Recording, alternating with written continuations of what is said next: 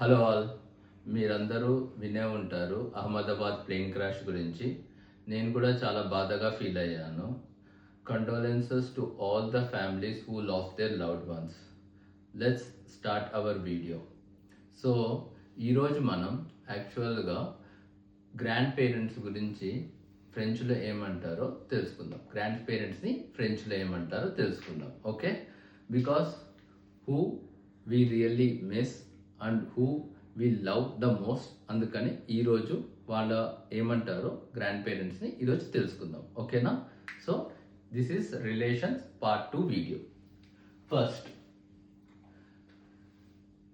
Grand మేర్ అంటే ఏంటంటే డి అనేది సైలెంట్.